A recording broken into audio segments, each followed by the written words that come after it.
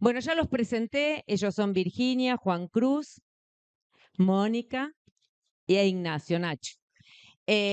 Y la idea era, estuvimos dándole mucha vuelta al asunto, pero va a ser así medio informal la cosa. Vamos a charlar un poquito. Yo los presentaba a ustedes como profesionales en lo suyo. El flyer decía memoria, verdad y cultura. Y yo decía que, bueno, era un buen reemplazo a la palabra justicia porque a través de la cultura y de la expresión ustedes también venían trabajando y preservando la memoria, que es para lo que estamos, ¿no? Para lo que, o lo que nosotros valoramos.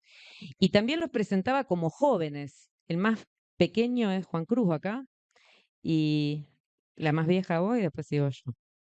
Eh, pero bueno, yo ponía el eje en eso porque estamos tratando de que los jóvenes y los niños también sean parte de esta memoria, ¿no? Y yo les quería preguntar a ustedes qué les parece. Yo sé que, bueno, Virginia es mamá, vos sos mamá, no. No, vos sí sos papá, Juan Cruz no. Bueno, ustedes como padres, como madres, ¿qué piensan de esto, no? De las nuevas generaciones. Recién Lucas decía acá nadie se está moviendo, tal vez no sea del todo así, pero es cierto que creemos que es importante o es un valor esto. No sé, ¿qué piensan ustedes? No sé quién quiere hablar, quién quiere empezar. Hola, buenas noches. Bueno, no me esperaba preguntas, negra. Voy a responder la pregunta que más o menos Dale, dale. la voy a responder también en función de lo que veníamos pensando y lo venía pensando con un compañero del diario que me va a odiar en este momento, Matías Loja, con el que Matías, que está allá atrás. estuvimos charlando un poco antes de venir acá a ver de qué podíamos hablar. Y hablábamos esto de que la memoria, no se escucha, ¿eh?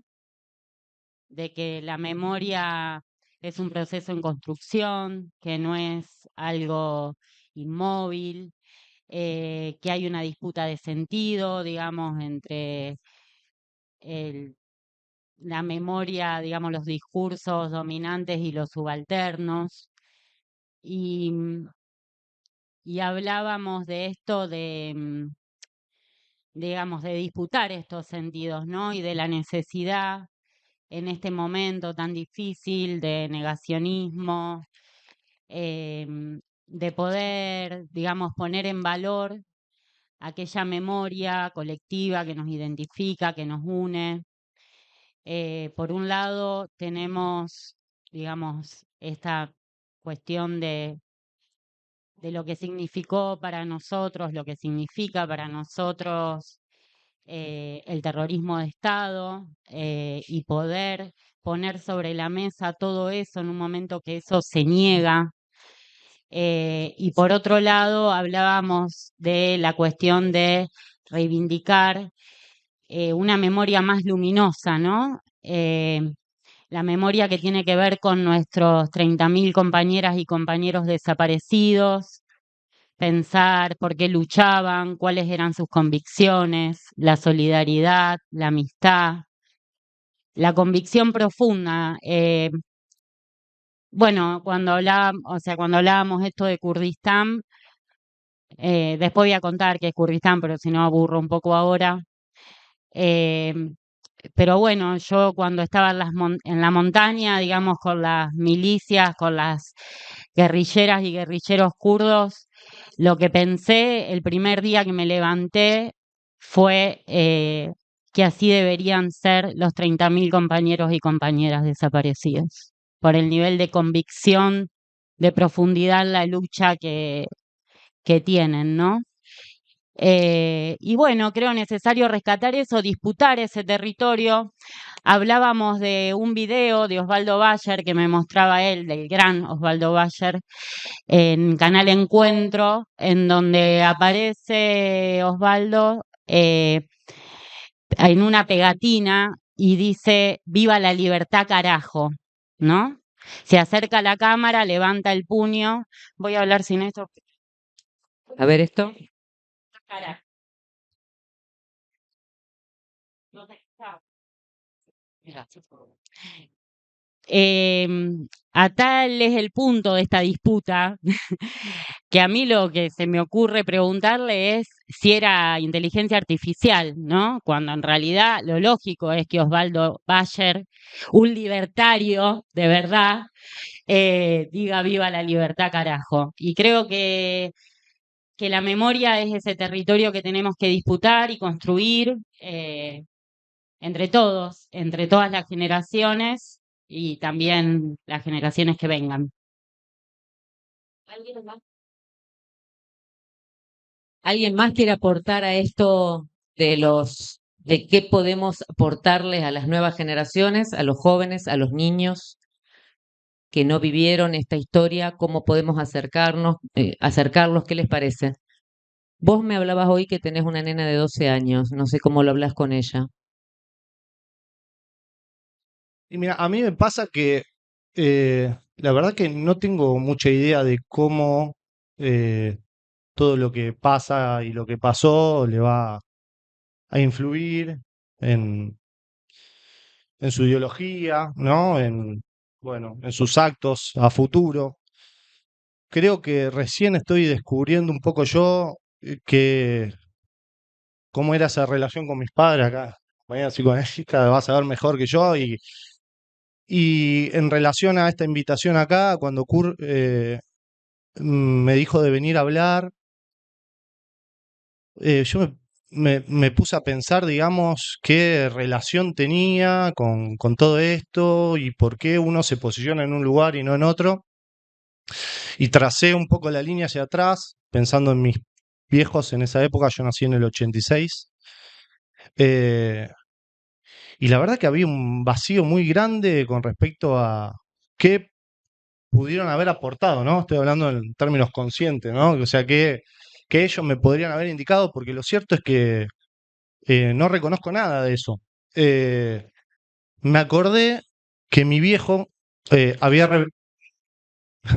Lo nombro y salta. Recordé que mi viejo había revendido una entrada en el Mundial 78.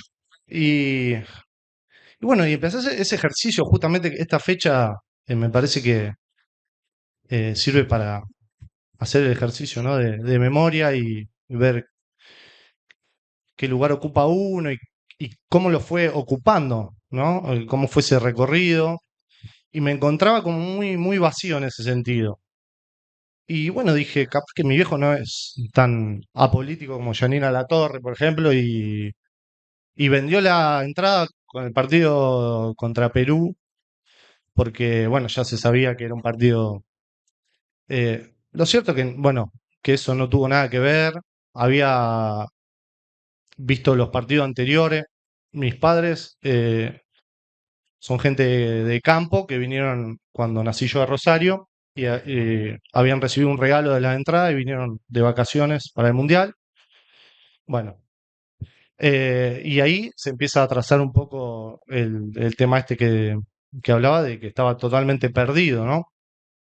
Em, y con esto de la cultura que decías anterior, que me parece muy importante, apareció en este recorrido algunas canciones de un cassette de los fabulosos Cadillac, ¿no? Que decían, ¿a dónde van los desaparecidos? Y yo decía, había algo de eso que me conmovía, ¿viste? A través de mi hermano que llevaba la música a mi casa. em, y después había otra canción que decía, yo no me sentaría en tu mesa. Y sí, yo en algunos lugares no me quiero sentar, ¿no? Se empezó como a armar algo, ¿no? Una posición que primero abrió ahí por el lado de la música, ¿no? Hola. De lo sensible, del mundo de lo sensible. Me haces pensar que un poco Virginia estaba hablando de la construcción de la memoria y esto también es construir con esos retazos que te vienen a la memoria. Yo creo que cada uno de nosotros pensará o se remitirá al pasado y dirá dónde estaban mis viejos, dónde estaban, no sé, sus familiares. Vos, la psicoanalista, pero además militante, nietes, ¿no? Me imagino que no es una cosa muy casual el tema de la dictadura o el tema de la política en tu casa, se me ocurre. Contame un poquito cómo se construyó esto. Hola a todos. Plot twist, mi familia es refacha, Ah, igual. mira, Así que vamos a empezar por ahí un poco. dale. En realidad, O sea que se puede hacer un quiebre. sí, sin duda. De hecho, Nietes como organismo de derechos humanos es un espacio de población abierto, o sea que no son todos familiares sanguíneos de un desaparecido o una desaparecida, Ujú. sino que nosotros entendemos que las desapariciones y la dictadura y el golpe de Estado de 50 años fue transversal y atravesó a toda la Argentina y a toda la patria. Entonces, que somos en realidad todos nietes de esa historia, que a todos nos faltan los 30.000 y que a todos nos han quedado huecos en esa historia, estas cosas que no sabemos de ese momento. Y vos hablabas de esto de, bueno, cómo transmitimos a las infancias, ¿no? ¿Mm? Y a mí se me venían un montón de maneras que tienen todas que ver con la cultura. Lo fundamental para mí es no hacerlo a través del terror, Claro. sino a través de la humanidad. Hay libros que se prohibieron en la dictadura, a mí hay uno que me gusta mucho, que lo llevamos a las escuelas cuando vamos, que es Un elefante ocupa mucho espacio. Del sabor nomás. Exactamente. Hubo un montón de gente que fue censurada en la dictadura y hay un montón de cosas hermosas que se pueden traer desde ahí. Ujú. Y esto mismo que decían los compañeros, ¿no? La memoria se construye, se reconstruye, el sentido también. Entonces, el poder llevar preguntas a esas casas, esto, bueno, ¿qué onda tu familia? ¿Qué te acordás? ¿Qué se acuerdan tus abuelos? ¿Qué dicen? Está bueno. Y es un ejercicio que yo amo mucho militar, no solamente en un organismo, sino como en la micropolítica diaria. Ujú. Hoy fue un plomero a mi casa y terminamos hablando de cómo su abuelo había enterrado libros. Mira, Entonces, lo traigo porque tampoco hace falta estar militando en un organismo sino que bienvenido sea quien lo quiera hacer y háganlo, está buenísimo. Pero también hay un montón de otras maneras, y es esto, es jugar con la memoria, es hacer preguntas, es a veces solo un ratito. sí. No es meter una inyección y un discurso armado, sino a veces eso, hacer preguntas, acercar. Mira, me hiciste acordar que en la época de la dictadura se prohibió un libro, Loja lo sabe, esto que está por ahí, que se llama La Torre de Cubos, porque hablaban del cubo rojo y es de Laura Debetach, una autora de Resistencia del norte de la provincia, y el decreto que lo prohibía, lo había prohibido un libro para niños por exceso de fantasía, entre otras cosas. Imagínense la brutalidad de eso, ¿no? Bueno, ese libro estuvo prohibido como tantos otros. Y me hiciste acordar también a esto de la posibilidad de acercarse. Si la gente se quiere acercar a Nietes, ¿cómo hace? Pasa el chivo. Bueno, nos pueden encontrar todos los jueves a las 6 de la tarde en la ronda en la Plaza de las Madres 25 de Mayo, Buenos Aires y Córdoba. Ujú. También estamos en Instagram, Nietes Rosario. Y sí, Bien, acercarse los jueves. Los jueves hace rato que se marcha, así que se pueden acercar quien quiera. Y bueno, y llegó Juan Cruz, el más conocido de todos y el que habla al final. Juan Cruz, en general siempre se dice que los futbolistas van detrás de la pelota y se tienen que dedicar al deporte, que no hablen de otra cosa, ¿no?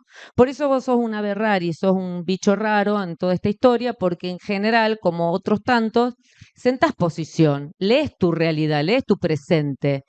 Y quisiera saber si eso te ha traído problemas deportivamente, ¿no? ¿Y cómo se construyó esta ideología y este discurso en tu casa? ¿Qué mamaste en tu casa de chiquito? Bueno, primero te respondo la pregunta. Dale. Yo creo que, a ver, yo hago una autocrítica en general a mis colegas y es algo que me preocupa que haya poca participación y poca exposición al respecto. A la vez la entiendo porque el mundo mediático es muy sanguinario también para alguno que se quiera expresar. Em, pero también veo que esa situación por ahí llama la atención porque ocurre en un ambiente de exposición como el fútbol y con los deportistas, pero veo que se replica en un montón de otros ámbitos. Es decir, quizá los que son universitarios no les pase tanto porque hay capaz una Supuestamente se dinámica de discute así. conciencia más que funciona más, pero después hablo con otros compañeros, amigos, familiares que trabajan en otros ámbitos donde también hay mucha gente que está en otra, que no recuerda, que hace la vista gorda, que mira para otro lado. Entonces me parece que es una cuestión general. Obviamente se espera que las figuras públicas puedan manifestarse porque van a arrastrar un montón de gente y generar un impacto mucho mayor. Pero yo veo que es algo que es un esfuerzo que todos tenemos que hacer porque es generalizado y algo que a mí me preocupa, lo dije el otro día acá en un streaming acá arriba en La Con Popular, Ariel, ¿no? con Ariel, que está por ahí, Sí, que está por ahí. que es una preocupación para mí generalizada. Ujú. Y bueno, después... Y además es un momento de mucho disciplinamiento esto, o sea, cuesta, no te digo como en la dictadura, pero hablar en este momento cuesta, estamos muy disciplinados. Bueno, ahí lo vinculo con la otra pregunta, Ujú. que es que, bueno, mi relación con la dictadura, como contaba Nacho, un poco cómo él se fue enterando, cómo le fue, lo fue incorporando en su pensamiento, en su ideología, en su formación. En mi caso, y a diferencia de lo que decía Mónica, sí fue contado o fue interpretado como un cuento de terror, pero que pasó de verdad y que con el tiempo iba escuchando más opiniones o leyendo algo, viendo un documental, y iba incorporando cada vez más relatos desgarradores y iban formando esa mirada muy fuerte de la dictadura. Y entonces aprovecho este momento para decir que si bien acá somos todos jóvenes, me parece que en algún momento está bueno que los que lo vivieron la dictadura puedan también contar cómo se sentía, porque, y acá lo vinculo un poco con lo que hablábamos con Kurt, que la idea era salir un poco de esta visión terrorífica y también de idealizar y de tratar como héroes a nuestros desaparecidos, sino también, además de eso, tratarlo como personas que tenían historias de amor, que venían a un bar y se emborrachaban, que hacían deporte, tuvimos muchísimos deportistas desaparecidos. La mayor Y cantidad de deportistas desaparecidos, contrariamente a lo que uno puede de rugby. creer, son del rugby.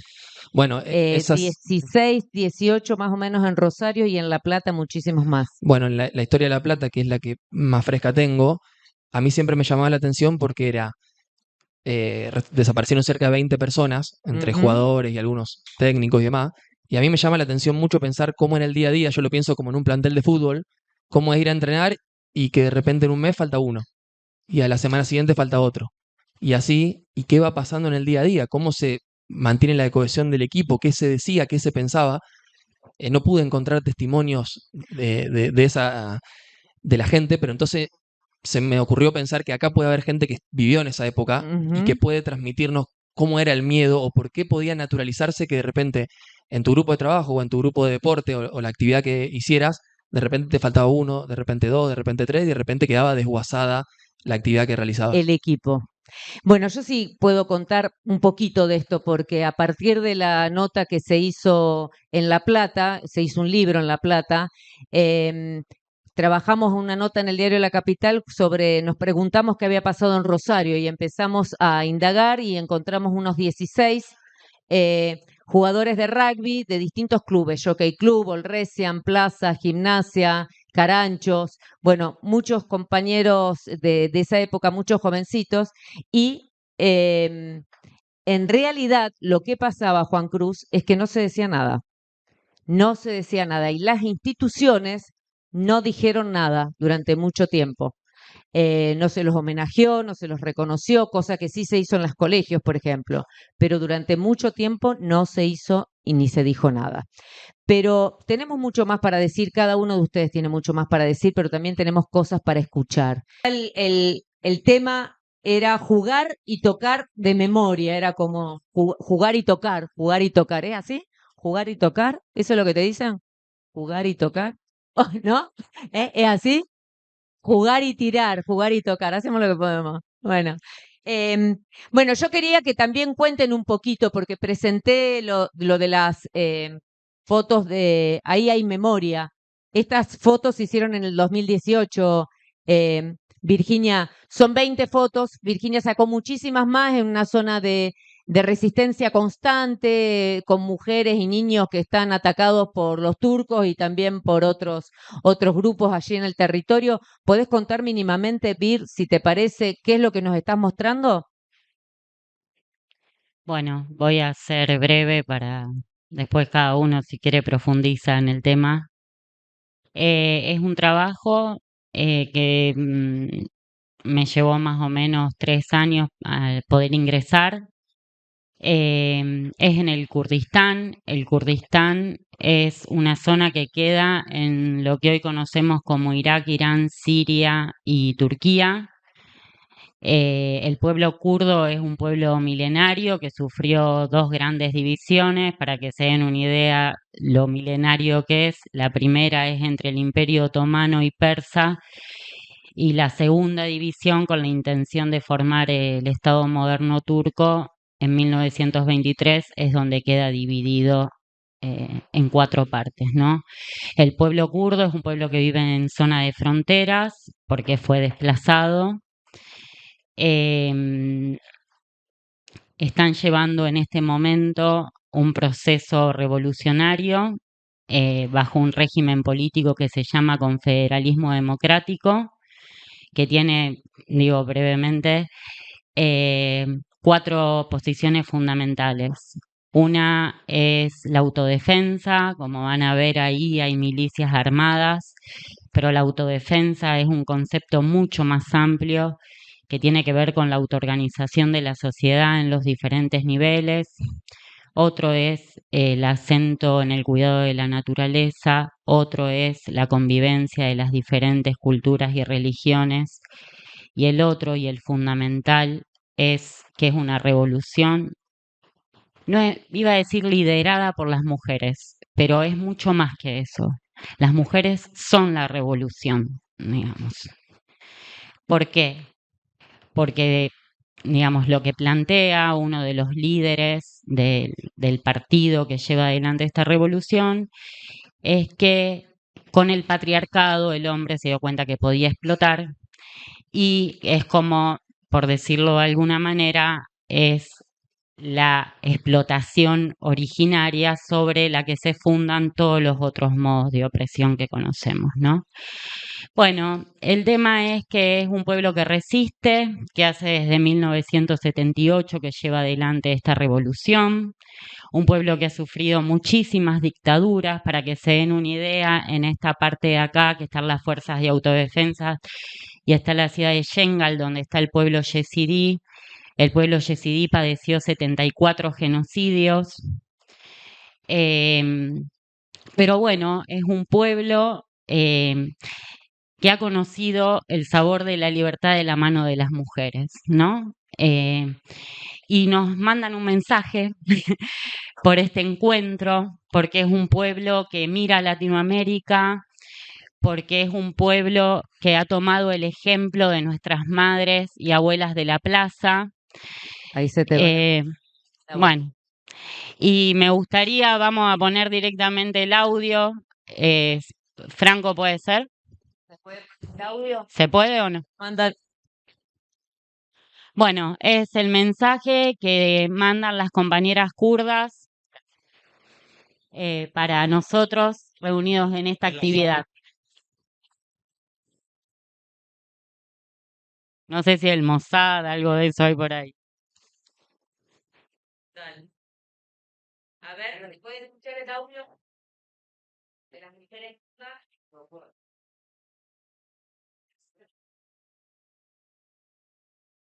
Mientras buscan el audio, aclaremos también bien que estas mujeres están acompañadas de niños y ahí se ven en varias de las fotos de Virginia. Queridas compañeras y compañeros, en el 50 aniversario del terrorismo del Estado. Vamos, ahí está, a ver. Queridas compañeras y compañeros, en el 50 aniversario del terrorismo del Estado en Argentina, les enviamos un saludo lleno de respeto y solidaridad en nombre del Movimiento de Liberación de las Mujeres Kurdistán. La lucha de las madres de Plaza de Mayo ha sido una inspiración para las madres kurdas. Su resistencia en la Plaza de Mayo mostró al mundo que el dolor de una madre puede transformarse en una fuerza colectiva por la justicia. Siguiendo su ejemplo, en Kurdistán y Turquía surgieron las madres de los sábados y las madres por la paz, quienes comenzaron a reunirse en las plazas para exigir verdad sobre sus hijos y hijas desaparecidos. Así nació un fuerte lazo de lucha y solidaridad entre nuestros pueblos. Desde el movimiento de Mujeres Kurdistán, reafirmamos que su lucha es también nuestra lucha. Juntas y juntos seguiremos defendiendo la memoria y la verdad y la justicia. Viva la solidaridad entre los pueblos. Mujer, vida, libertad, Jin Jiyan Azadi. Gracias.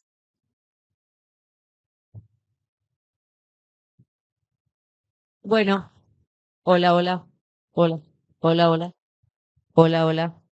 Bueno, como verán, no es privativo, esto de pelear por la memoria, la verdad y la justicia, no es privativo de la Argentina, ni es privativo del presente. En el pasado, esto lo saco de la locución que hizo Carlos Delfrade, el diputado Carlos Delfrade ayer, en la legislatura provincial, recordaba en virtud de los 50 años que 6 de cada 10 personas desaparecidas, raptadas, asesinadas, abusadas, violadas, 6 de cada 10 durante la dictadura tenían entre 15 y 25 años. Y 6 de cada 10 eran obreros y empleados. Un mapa o una postal para entender que el eje de la dictadura, de la represión, de los crímenes, apuntaron básicamente a la juventud, a leccionar esa juventud y al pueblo trabajador, porque había que mantener un plan económico también. No sé si alguien quiere decir algo con respecto a esto, ¿no? Que no es, digo, porque tiene total presente esto, el mismo poder económico y empresarial de aquella época sigue en pie y hoy es sostenido por el actual gobierno. Yo no sé si, bueno, vos hablabas de la jubilación y todo esto de lo económico. No hace falta ser un economista para opinar de esto, pero digo si esto les dispara algo. Bueno, No se peleen. no, sí, a mí sí me dispara. Eh, Rodolfo Walsh hace una carta, ¿no? a la Junta Militar, y hoy la leí, ¿viste?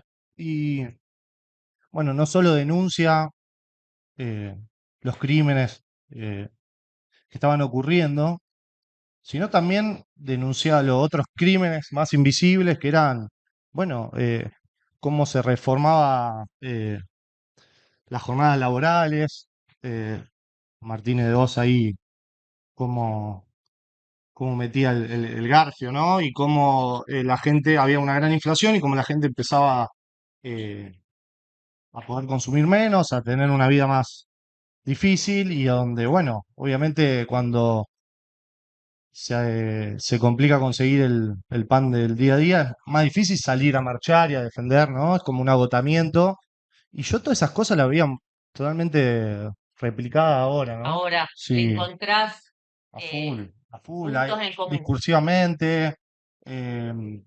No puedo dejar de comparar Martínez con Galperín, ¿no? Y cómo nosotros muchas veces somos cómplices, ¿no? Comprando ese tipo de cosas. Obviamente no podemos salir del mercado, ¿no? Pero a mí me parece que discursivamente, sobre todo, ¿no? Hay ataques a sectores y formas que se replican, pero de manera muy, Similar. pero exageradamente, me parece. Sí, de hecho, bueno, el proyecto económico de la dictadura era neoliberal, el de hoy lo sigue siendo. Un ejemplo muy simple es, hace un ratito estábamos esperando al pianista porque venía de otro trabajo. El pluriempleo. El pluriempleo, que bancamos al pianista, yo también tengo 3 laburos, Vamos, pero no está bueno, digamos, naturalizamos estar todo el día teniendo que salir a laburar para poder llegar a fin de mes, no para decir, bueno, después me voy a Miami, ni idea. Entonces, eso nos va alienando porque no hay tiempo para juntarse, para agruparse, para pensar, no hay tiempo para militar. Y hoy escuché a una compañera que decía, militar siempre es verbo, nunca sustantivo. Lo voy a repetir todas las veces que haga falta. Pero entonces, digamos, volviendo a esto, si nosotros estamos todo el tiempo teniendo que correr adentro de una rueda solo para poder sobrevivir, ¿de qué manera terminamos viviendo? Y eso va un poco de esto también de las infancias, y lo retomo, de no solo se censuraron libros que tenían que ver con la fantasía, sino también con la teoría de conjuntos, con Tal esta cual. idea de que en realidad lo colectivo es la manera en la que podemos salir. Y ahí retomo algo del principio, ¿no? El 23 y el 24, todos a las calles, porque es el único lugar en el que nos pueden escuchar, porque todos los derechos que logramos en los años anteriores al de ahora fueron por un pueblo que estaba despierto, combatiendo, sabiendo que lo que tenía podía ser más y que podíamos seguir soñando para ganar aún más cosas. En algún momento creímos que todos los derechos que habíamos conseguido no los podíamos perder. Hoy nos encontramos que sí, que tenemos reformas laborales, de financiamiento universitario, menos tiempo para poder encontrarnos, menos posibilidades, más temor, más violencia institucional y un sinfín de etcéteras. Creíamos que estaban ganadas un montón de batallas que no lo están y que tenemos que seguir disputando. Y el lugar para eso son las calles, son las marchas, son las vigilias, son las micromilitancias, son los espacios donde decir política no es mala palabra. Ujú. ¿Qué Ya me opinás calmo, vos? perdón.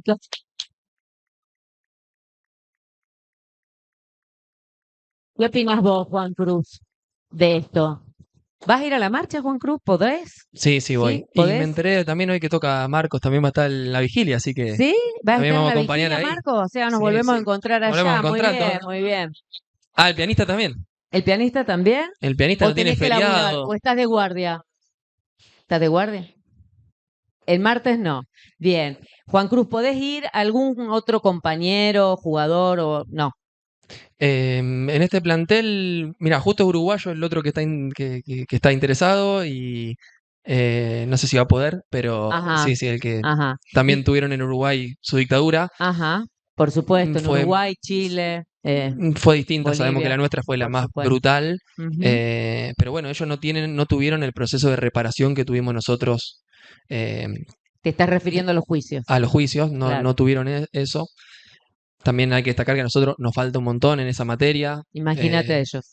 creo que Chile. tenemos, sí, Ujú. sin duda, pero digo, como dice Mónica, seguir insistiendo en eso porque, bueno, como salió la noticia en esta semana que se pudieron reconocer 12 cuerpos en La Perla, también hay un montón de militares que todavía tienen que ser juzgados, hay un montón de juicios que faltan, cerca del 85% de los genocidas están sueltos, entonces si bien se pudo hacer un lindo proceso de memoria y de enjuiciamiento, falta un montón y eso, Se decía que este gobierno estaba amenazando o iba a provocar con un indulto o algo por el estilo. Esperemos que no, ¿no? Pero ¿piensan ustedes que es posible? Porque hay cosas, él recién decía que había puntos en común en la historia, ¿no? Pero en la historia, en los 50 años atrás, las dictaduras se replicaban en los distintos países limítrofes y ahora no hace falta una dictadura porque las dictaduras son empresariales, financieras, ¿no? Cla- Claro, pero digamos, los golpes o los que generan eso son el poder financiero, el poder económico. No sé qué opinás vos, Juan Cruz, de esto, ¿no? De estos aprietes económicos y esto de que determinados empresarios sigan en pie, ¿no? sí, bueno, fue muy claro lo que dijeron ellos, que el modelo económico es el mismo. Bueno, mi viejo que está acá presente siempre ¿A me dónde está está por ahí. Don Comar? Para Está él, por ahí. mencionar a Martínez de Oz era, pero no Y sé, bueno, peor que mencionar a Bielsa. ajá. Entonces, está desde chico. No, no, tanto no. Entonces, Tanto, no es para tanto, no es para tanto. Epa, epa. ¿Ustedes creen, a los dos le hago la pregunta, que el fútbol es un gran, por popular, por masivo, un gran distractivo de los grandes temas o de los temas más serios o más crueles? Sí, quiero hablar. Mira, bueno, justo está el Mundial 78, ¿no? Y para mí siempre fue una pregunta cómo eso jugó, ¿no? en relación bueno, lo que estaba pasando, obviamente. Y volviendo un poco a lo que hablaban de los símbolos y hay un eslogan que hacía Carlito Balá que decía como para el Mundial, ¿no? Que decía como demostrémosle al mundo cómo somos los argentinos. Y a mí me parece que eso como una síntesis de lo que sucede con el fútbol, lo que pasó en el Mundial 78 y lo que acarrea todo eso, ¿no? Y verdaderamente nunca pude encontrar una posición eh, sí, digamos, concreta, ¿no? Siempre hay contradicciones, que creo que, bueno, que es la manera de vivir que tenemos.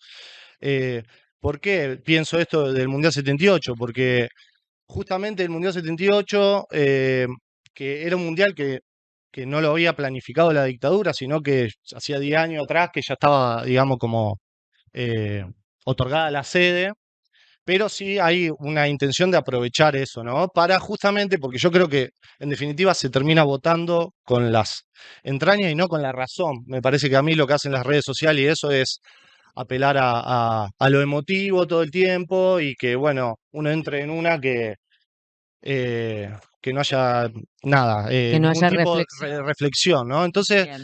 bueno, me parece que lo que quiso hacer el gobierno militar Bueno. fue apelar no se escuchó nada, ¿no? Arranco.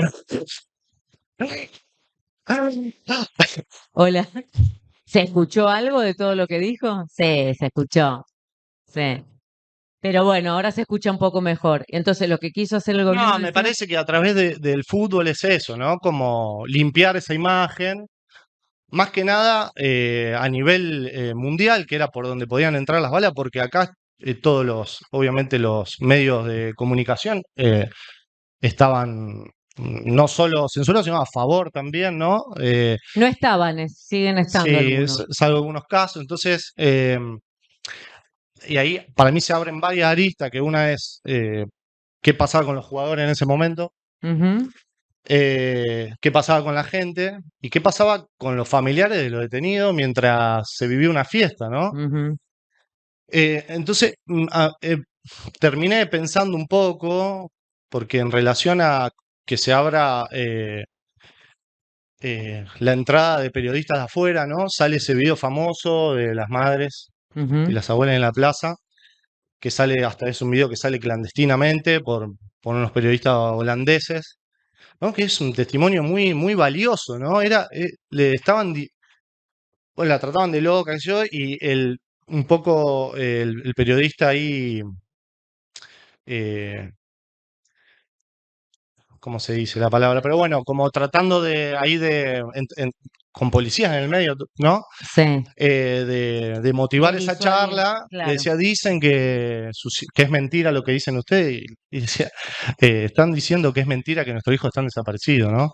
Y Y pensar que en Núñez nomás, ahí nomás, estaba la ESMA y otra estaban cosa torturando más gente también, ¿no? Entonces, mientras se jugaba el Mundial. sí, ver Ujú, que también, ¿no? Que se escuchaban los gritos ujú. del Monumental a 5 cuadras, Y estaban torturando estaban gente, torturando, a 6 cuadras del Río de la Plata que tiraban los cadáveres. tiraban cada. Toda esa convivencia para mí siempre fue como algo que Todavía no la podés. sí, pero a la vez, bueno, me parece que esa entrada, esa visualización, ¿no? Creo que le hizo bien a esas luchas que se pudieron visibilizar. Ujú. Y además es como difícil separar una cosa de la otra, ¿no? Y me quedan como varias imágenes de ese mundial. Eh, una es la gente festejando, ¿no? En el medio de eso. eh, Te enterás después lo que pasó. no, pensar la familia de la gente que tenía los hijos o familiares. Ujú, Decir, ¿cuándo mierda se van a ir estos chabones si salimos campeones del mundo, no? Como ujú, esa contradicción, a la vez era algo que bueno, que también hay testimonio de que los detenidos se ponían a ver el partido, estaban contentos, ¿no? Toda esa ambigüedad, ujú. pero hay una imagen para mí muy, muy simbólica de ese mundial, que es a través también de los periodistas internacionales, que uno salió en la inauguración a recorrer las calles y estaba vacío, no se trabajaba, y de repente va por la plaza, ¿no? Y ve unas señoras que están ahí Dando vueltas. dando vuelta, ¿no? Entonces me parece que eso es un poco... Bueno, lo que dice yo, una y otra vez, él plantea fragmentos que sigue haciéndose preguntas, por lo que entiendo, Nacho. Seguís haciéndote preguntas, seguís tratando de rearmar ese rompecabezas del pasado, que es un poco así como se rearma la memoria, ¿no? Que es un poco lo que decía también Virginia, rearmar la memoria. Yo lo que rescato también, y como algo sueño o siente que vos decías que tu familia era facha y vos estás acá, así que tenemos posibilidad de revertir la cosa y de seguir peleando por eso. Vuelvo a la pregunta, Juan Cruz. ¿Vos pensás que el fútbol, vos sos parte del fútbol, sos un hombre del fútbol, es disuasivo, puede construir, a pesar de todas las cosas que le criticamos al fútbol, puede construir memoria? Bueno, creo que sin duda durante la dictadura fue usada como distractor, pero a la vez ¿no se escucha? Al- ¿Se escucha? No, no se escucha. A Hola, ver. hola, hola. No, anda cuando quiere. Por ahí ahora sí. Hola, hola. Hola, hola. Grita. A ver, ahí está. Que, bueno, sin duda se usó como distractor, pero también es algo que yo pienso, obviamente que hay que tratar de repensarlo, de construirlo y también con futuras, porque mundial le va a seguir habiendo y situaciones políticas que se aprovechen de eso van a seguir pasando. Pero a la vez creo que es algo que es inevitable y hay que ver cómo podemos eludirlo, porque así como se apeló a la pasión del fútbol, también se apeló al patriotismo y al nacionalismo en la Guerra de Malvinas, eh, que bueno, como la perdimos no se pudo sostener el gobierno militar porque, a contrario de cómo pasó en el fútbol, quizás si hubiéramos ganado esa guerra podían perdurar en el tiempo. Entonces siempre va a haber pasiones a las que estos grupos se busquen, de lo que se busquen agarrar. Entonces el fútbol para mí es, junto con el truco, los mejores juegos que se inventaron, siempre lo Así, digo, para mí son así. increíbles, son los mejores juegos que se hicieron. Ujú. Eh, ¿Sos y bueno jugando al truco? no, más o menos, Ah, pero mira, juego.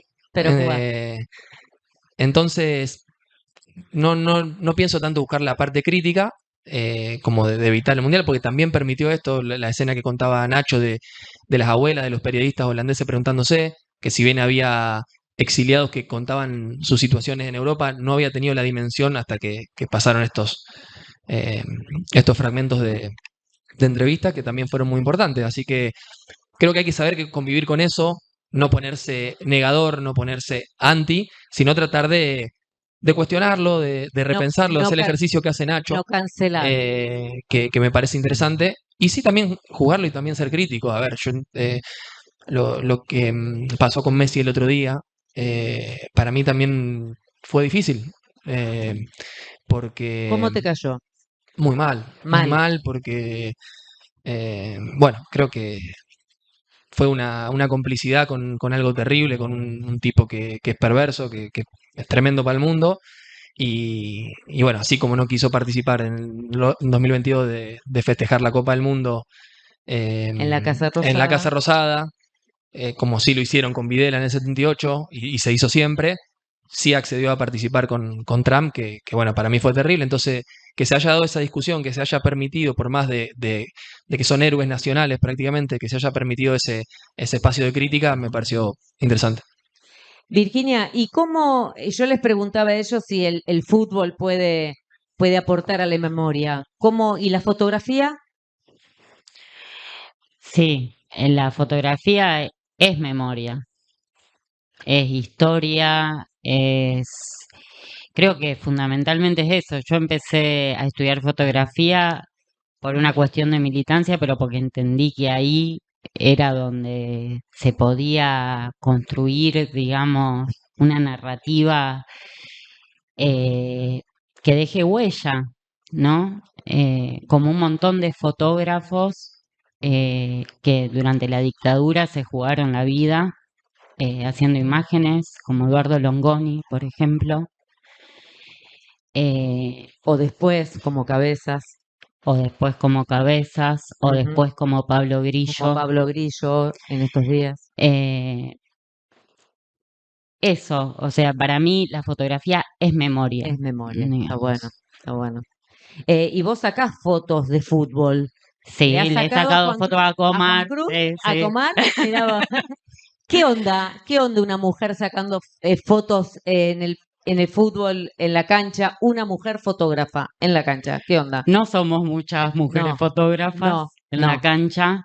Venimos atrás siempre. Sí, bueno, en lo particular, en el medio donde yo trabajo, el diario La Capital, solo fuimos 3 fotógrafas, reporteras, mujeres, todo el resto hombres, y durante mucho tiempo las mujeres no hicimos fútbol.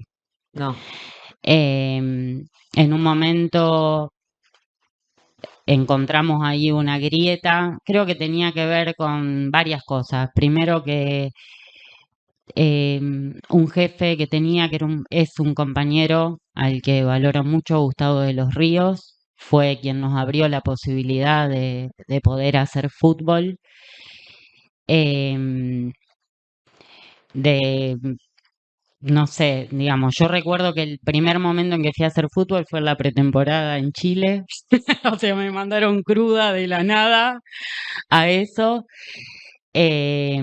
Y bueno, es como un espacio que vamos ganando. Yo creo que las mujeres fuimos ganando espacio en diferentes, no me sale, iba a decir diferentes Sí, espacios, pero quedó muy redundante. espacios en todos lados, digamos. Siempre Sí, venimos atrás. y que en todo caso, seguimos el que peleándola. nosotras podamos hacer fútbol tiene que ver con algo que nos o sea, que trasciende esa situación, que tiene que ver con el lugar de las mujeres que fuimos ganando. Ujú, ujú, La lucha de las mujeres en la calle repercute en la vida privada de las mujeres en un montón de sentidos. ujú. Y bueno, Y eso. en la vida y en la muerte de las mujeres, porque también esa lucha tiene que ver con eso, ¿no? Recién Nacho decía, hay que estar en la calle por la memoria, la verdad y la justicia y esto también en la lucha de las mujeres. Y aprovechar para decir que, bueno, yo soy canalla, eso se sabe, Juan Cruz también, pero bueno, es lo que la broma que largábamos antes acá, me parece que más allá de lo futbolístico, acá queda claro que hay un enemigo que hacia donde hay que batallar, la ultraderecha, este gobierno y todo lo que estamos pasando. Entonces, bueno, ojalá el martes nos encuentre a todos. Canallas, leprosos, la gente de Central Córdoba, El Saladito, todos y todas que estemos ahí. Así que ojalá. No sé qué les parece a ustedes, cómo podemos hacer para que la gente, cómo podemos contagiar a nuestro entorno, si bien hay tanta gente que no le interesa el tema de derechos humanos o le parece que es, no sé, ¿cómo contagiarían ustedes? ¿A quién convocarían? ¿Qué harían? A ver, Nacho. Te maté, estabas mirando, a ver. Dale. No, yo pienso todo en relación al fútbol, digamos, ¿no? Porque es un poco lo que me tocó a mí en relación al vestuario, ¿no? Que es, creo que después de jugar, para mí es lo más lindo, eh, que es en definitiva una reproducción, ¿no? De una comunidad ahí que tiene un objetivo en común y que tiene que tratar de que todos sus actores estén de la mejor manera para ganar el fin de semana, ¿no? Eh, y yo odié mucho tiempo el fútbol, muchísimo, mientras estaba jugando, porque sentía que no podía ser yo, ¿no? Hasta que me di cuenta que lo que tenía era mucho miedo a perder y por lo tanto tenía miedo a mostrarme como era. Em, y luego de ahí me volví dictador, ¿no? Que un poco de querer imponer mis ideas o de querer regalarle un libro a un compañero o esta pregunta o esta inquietud que decías vos de eh, cómo hacer para contagiar. Y me parece que, volviendo un poco a lo que decía antes, ser uno mismo y defender esa posición, digamos, no dejar porque que los discursos, digamos, tomen protagonismo y también eh, ver que hay otros discursos, que hay otra gente que puede captar eso. Yo siempre pensaba en algún técnico o en alguien que me liberara de eso, o tener un compañero capaz que como Juan Cruz, ¿no? Cuando yo, digamos, él es más chico que yo, pero tener referentes que tengan algún tipo de valor, ¿no? O todos tienen valores y todos de alguna manera tienen su posición ahí, su historia en la espalda, pero en definitiva me parece que es un poco eso, ¿no? Saber que uno cuando se la juega en algunos lugares puede perder, pero también puede ganar en otros y que si a un compañero le falta un par de botines o está mal en la casa, es muy probable que todos juguemos mal el fin de semana. ¿Cómo, cómo convocás, cómo te preparás, cómo contagiás esto, cómo convences a tu entorno? Y al que no quiere saber nada. Básicamente me parece que el desafío es ese. Cómo, iba a decir captar, pero sí, cómo convencer que esto es importante al que no quiere saber nada. Hoy en la tarde fui a la tertulia de la UNR, de la radio, y estábamos leyendo unas encuestas que hizo la Facu de la UBA y otra de Córdoba acerca de, bueno, cuál es el consenso que tiene la población en relación a que la dictadura cívico-eclesiástica, empresarial y militar de hace 50 años dejó una sociedad diezmada, terrorismo de Estado, políticas económicas de financiamiento, y había un consenso de alrededor de un 80%. Entre el 70 y el 80% de las personas encuestadas estaban de acuerdo con todo eso. Un 18 aproximadamente entre las dos encuestas estaba en desacuerdo y un 10 no sabía. Nosotros veníamos conversando un poco acerca de que hay parte de ese 18 que es un núcleo duro que hagas lo que hagas, no lo vas a convencer, tiene esa postura, fin, pero que hay un 10 o un 12 que todavía lo podemos disputar y que justamente desde la pregunta, desde el micro cuestionamiento a la vida cotidiana, desde el interpelarle en el qué le pasa a esa persona.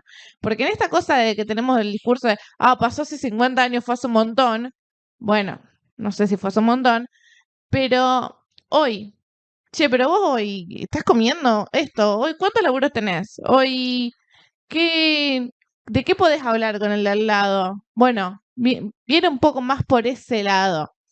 Porque en algún momento terminamos con esta cosa de la grieta en la que, no, bueno, se robaron 3 PBI o no sé qué, y no podemos ponernos a pensar realmente en qué momento estamos, mejor, peor, qué gobiernos nos dan más lugar a la escucha al pueblo, cuáles no, con cuáles tenés más libertad institucional, con cuáles no, con cuáles te baja la imputabilidad a los 14, con cuáles no. Entonces, es un poco más poder preguntarnos, bueno, realmente, ¿qué hay debajo de eso? No, bueno, sí, que los pibes tienen que ir a los 14 presos. ¿Y vos sabés cuántos pibes en realidad delinquen a los 14? ¿Vos sabés cuál es el efecto real que eso tiene en la seguridad nacional? Bueno, empecemos a preguntarnos cosas. Eso es por un lado. Por otro lado, hablábamos también de los derechos humanos y este discurso de los de hoy y los de antes, ¿no? El derecho a un trabajo digno, a la posibilidad de agruparte con otras personas, a la posibilidad de vestirte como quieras siendo mujer y que no te pase cualquier cosa, el derecho al agua, a los glaciares, a nuestras tierras, al medio ambiente, no están saldados, no están agotados, no están perdidos, no son obsoletos, están presentes hoy. Y son todos esos derechos por los cuales peleaban nuestros compañeros de los 70 por una Argentina más libre, más justa, más soberana, más patria, menos colonia, donde todos pudieran tener ese par de botines y pudieran llegar a su casa y tener comida en la panza, porque con hambre no se puede pensar. Entonces, yo creo que es desde ahí, sabiendo que 30.000 nos faltan a todos. La misma pregunta. Y el derecho al fútbol también, ¿no? Porque se hace duro ir a la cancha hoy día. Fútbol, ¿se acuerdan? Vos porque digo, me lo pienso como desafío, porque hablar entre nosotros, que más o menos pensamos que esto tiene valor, lo de la verdad, la de memoria, verdad y justicia, se hace, no sé si más cómodo, se hace más fácil, pero cómo batallamos, como le decía ella, con el que no piensa como nosotros, ¿no? ¿Cómo lo haces vos? Bueno, primero con respecto a lo que decías vos, Moni, cuando se dice que fue hace 50 años y parece mucho, también recordamos, celebramos la independencia y el 25 de mayo y fue hace 200. Entonces, esto que está mucho más latente y que tiene una vinculación mucho más directa, me parece que no hay que decir más que eso para poder seguir trabajando en esa memoria. Y después de mi lugar, a ver, yo siempre lo hablo también con mi grupo de amigos, con mi familia, que yo sé que muchas veces no digo nada especial o nada que no digan mis compañeros, pero siento que lo único que pasa es que mi tarea, o por el lugar que ocupo y por lo que casualmente el fútbol representa en Argentina, que a lo que me excede y no controlo yo, tiene más valor mi palabra o se replica más. Entonces, esa siento que es mi tarea. Me sentí identificado con algunos momentos que dijo Nacho que vivió en su carrera, bueno, en algún momento ponerse así más dictador, en otros momentos frustrarse un poco más. Yo en mi caso tuve siempre o cuando estaba en la reserva de Boca, tuve un compañero más grande que tenía 7, 8 años más grande que yo, que ahora, bueno, él dejó el fútbol para dedicarse a la política, hoy es ministro, sí, Seba Vidal, está en el Ministerio de Deporte de la provincia de Buenos Aires. Y bueno, fue también un gran ejemplo para mí porque era eso, ver desde adentro a alguien que podía hablar de eso, que podía ir a las marchas, que podía manifestarse.